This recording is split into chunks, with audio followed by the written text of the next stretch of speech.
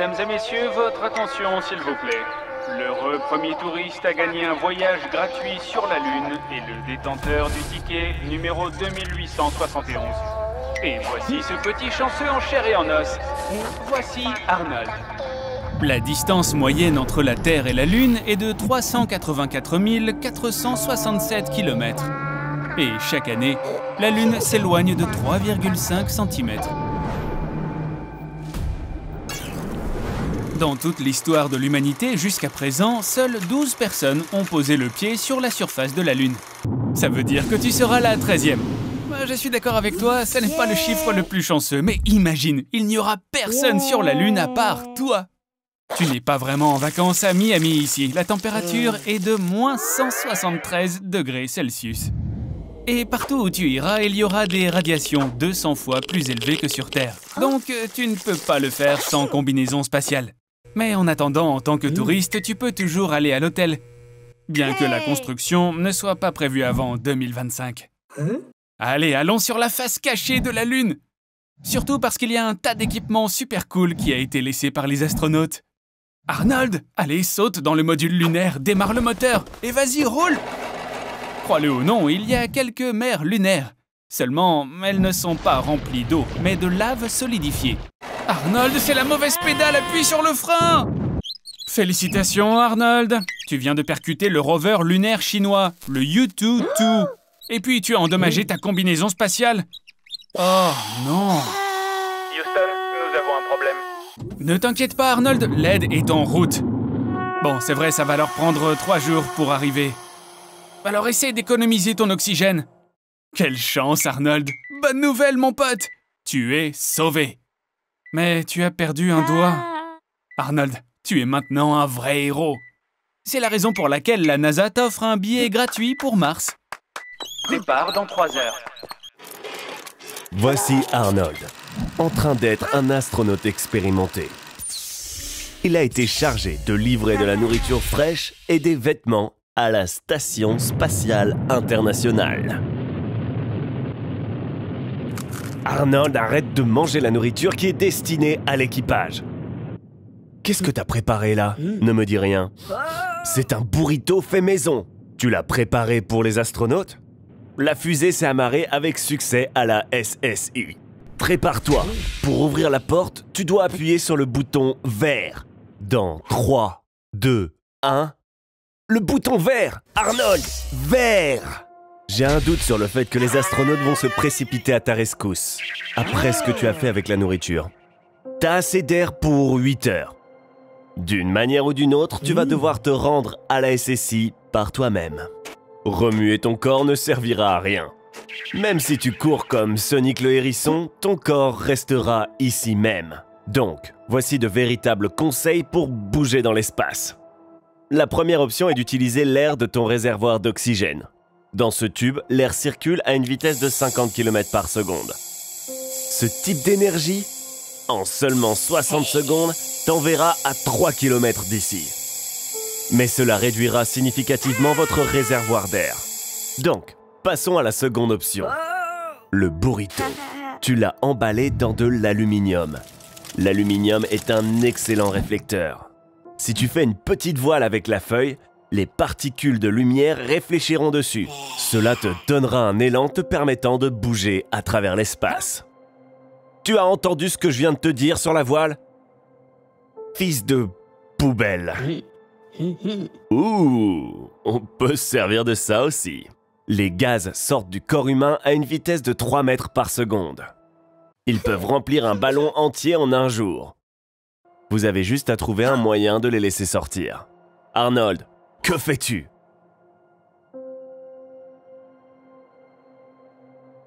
Combien de burritos as-tu mangé? Encore un peu à gauche? Pousse! Et... Tu te souviens de la série Love, Death and Robots? Tu vas devoir t'arracher la main. D'accord, juste un doigt. Il ne te reste que 3 mètres. Détache une partie de la combinaison et jette-la dans la direction opposée. Cela te propulsera vers l'avant. Ouh! Vite, faites un vœu! Elon Musk a lancé une nouvelle fusée dans l'espace. Et l'espace a lancé une météorite en retour sur Elon Musk. Arnold, on se calme. Tu ne sais même pas ce que c'est qu'une météorite. Un météore, c'est un corps céleste très large, d'origine cosmique. Leur masse peut varier de quelques grammes à quelques milliers de tonnes. Et ne t'en fais pas, il n'existe qu'un seul cas où une météorite a frappé une personne dans l'histoire. C'était en 1954. Et même, il a juste été touché à la jambe. Tiens, on dirait que quelqu'un s'est porté volontaire pour sauver la planète. Et on dirait aussi qu'il déborde d'enthousiasme. Ça ne m'étonnerait pas que cet épisode devienne le plus court de tous les temps. Et qu'il ait une fin heureuse. Ah non. Bon, c'est pas grave. Comme d'habitude, comme d'hab. On dirait que notre planète est sur le point d'être détruite. Ou peut-être qu'il y aurait un autre sauveur? Est-ce que ça pourrait être Arnold? Excellent. On va choisir une tenue pour toi. Alors, celle-ci, non. Ça, certainement pas. Oh non, surtout pas ça. Voilà, celle-là. C'est celle-là qu'il te faut. En fait, on pourrait se contenter de ce projet de SpaceX appelé DART. En 2022, il est prévu de lancer un vaisseau spatial qui pèse 500 kg pour qu'il percute un astéroïde nommé Didymos, et ce à une vitesse de 6 km par seconde. Le pilote automatique n'a pas encore été installé, donc tu vas devoir piloter manuellement, et ainsi devenir un vrai héros. Oh waouh! Arnold, t'as réussi à survivre. Bon, à peu près comme toutes les autres formes de vie les plus minables, comme les microbes.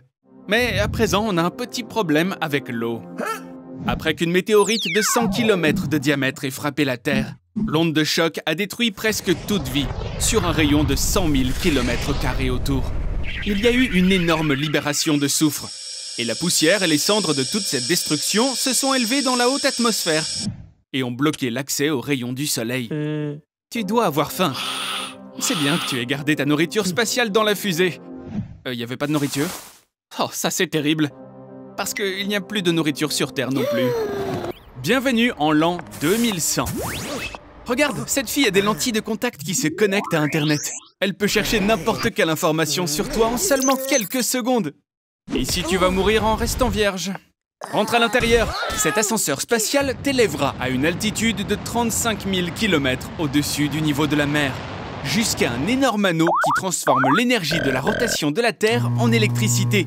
À ta droite se trouve un magasin de pièces détachées pour le corps humain. Entrons à l'intérieur et cherchons un remède pour remplacer ton malheureux doigt. Ce médecin peut recréer un organisme entier à partir du seul génome. C'est pourquoi tous les os ici regorgent de dinosaures, de dodos et même de néandertaliens. Tu veux un casse-croûte? Les imprimantes 3D impriment des aliments à partir de cellules animales artificielles, de farines synthétisées et de minéraux. Et ça a meilleur goût que la nourriture de 2021. Quel monde merveilleux, n'est-ce pas? Mais tout ça aurait pu être très différent. Guerre nucléaire, réchauffement climatique, pandémie, tout ça aussi pourrait devenir notre futur. Un beau jour qui ne présentait pourtant aucune catastrophe à la ronde. Arnold se retrouve enfermé dans un supermarché jusqu'à la fin de ses jours. Vous vous demandez peut-être pourquoi. Et la réponse est tout simplement parce que je voulais juste l'enfermer dans un supermarché. Ici, tu peux manger des bonbons ainsi que des barres chocolatées tout au long de la journée. Tu peux pousser ton chariot à travers le magasin. À ta disposition, tu trouveras des articles de loisirs, de sport, de vêtements et même des médicaments. Il y a en moyenne 120 000 produits différents dans un supermarché, ce qui va te donner environ 50 ans de vie sans souci. Mais malheureusement, sans électricité non plus. Et une grande partie de ces biens seront périmés le lendemain. À température ambiante, la tonne entière de lait qu'il y a dans la boutique sera périmée au bout de 18 heures. Poulet frais, porc et bœuf frais seront périmés en un jour. Les gâteaux et pâtisseries tiendront un peu plus longtemps, peut-être 36 heures si t'as de la chance. Tu peux essayer de le conserver. Tu pourrais saler le poisson et faire sécher le pain. Cela rallongera leur durée de consommation de plusieurs années. Mais profite bien du présent, Arnold. Après une semaine, les fruits et les légumes périmeront aussi. Et tu devras passer aux céréales. Mais leur préparation va épuiser au moins 10 ans du stock de l'eau potable. Tu peux essayer d'augmenter ce stock en filtrant de l'eau avec le charbon du rayon jardinage et en la nettoyant ensuite avec de l'argent. Ok, donc, à partir de maintenant, la nourriture en conserve est ton repas quotidien. Le ragoût de bœuf se conserve quasiment indéfiniment si la boîte n'est pas endommagée. Ainsi que les cornichons et les tomates, qui peuvent être source d'eau supplémentaire. Donc, les 3 tonnes de produits en conserve qu'il y a dans le magasin peuvent te durer environ 8 jours. Ensuite, la dernière ressource de nourriture sera... Il y a plein de choses dont on peut se servir à d'autres fins. Par exemple, tu peux t'essuyer les fesses avec n'importe quel type de papier. Tu as juste à bien le froisser et... Eh bien, l'utiliser comme le faisaient nos arrière-arrière-grands-parents. Et quand tu n'as plus de billets, tu peux toujours utiliser ta carte bancaire. Le monde est rongé par un nouveau type d'épidémie. Les malades ont des taches sur la peau. Une éruption cutanée recouvre tout leur visage. Ils toussent continuellement. Et leurs dents de devant tombent. Et pour ne pas se retrouver isolés, les gens se font vacciner en masse. Mais ils achètent le vaccin au marché noir. Ils se mettent délibérément en danger, car le vaccin n'est pas encore approuvé. Mais ils font tout ça pour pouvoir retourner à une vie normale le plus rapidement possible. Arnold, mais qu'est-ce que tu fais là? Oh, tu as un rendez-vous amoureux. C'est cool. Mais tu pourrais sûrement trouver un endroit un peu plus romantique que ce petit café de banlieue, non? Ah, la voilà. Wow! Mais qu'est-ce que tu lui as dit pour qu'elle vienne à un rendez-vous avec toi? Oh oh, mais comment autant de zombies sont entrés ici? Arnold, il semble que Suzy ait des petits problèmes. Vivant dans les villes abandonnées, le zombie moyen a la peau verte et sent comme les pieds de ma grand-mère. À première vue, on pourrait simplement croire qu'il s'agit d'un gamer, tout ce qu'il y a de plus normal. Le type de joueur qui n'a pas mangé depuis 3 jours. Mais non, les zombies ont leur propre régime alimentaire. Habituellement, ces petites créatures mignonnes mangent le cerveau des humains. Arnold, qu'est-ce que tu vas faire? Waouh! Ça, c'est ce que j'appelle une arrivée, une vraie. Mais qui est ce type? Non, c'est pas possible! Bon sang, c'est Chuck Norris! Et il a tout un arsenal au complet là-dessous.